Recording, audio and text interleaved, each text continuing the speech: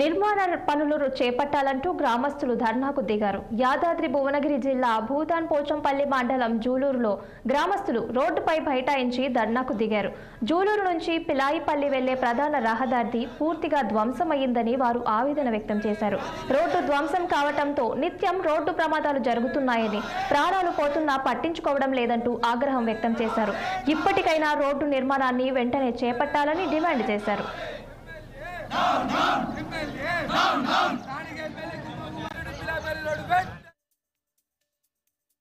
Road గత 15 ఏళ్లుగా అధ్వాన స్థితికి చేరుకుంది.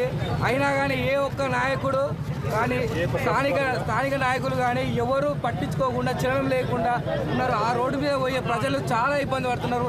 కింద పడి పాడాల మీదకి వస్తున్నా కానీ ఏ ఒక్క నాయకునికి గత ప్రభుత్వ నాయకులైనా ఈ ప్రభుత్వ నాయకులైనా ఎవరూ పట్టించుకోకుండా ఉంటున్నారు.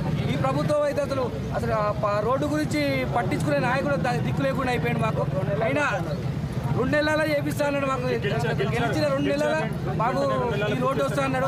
అయినా కానీ ఇప్పటికీ మేము 10 సార్లు పోయి వినతి పత్రాలు 10 సార్లు మా ఊరి నాయకులు పోయి అడిగినా కానీ ఎవరు ఏది స్పందిస్తలేడు. ఆయన మాకు వెంటనే స్థానిక ఎమ్మెల్యే కుమ్మం అనిల్ కుమార్ రెడ్డి గారు వచ్చి హామీ ఇస్తే మాత్రమే ఈ ధర్నా కార్యక్రమం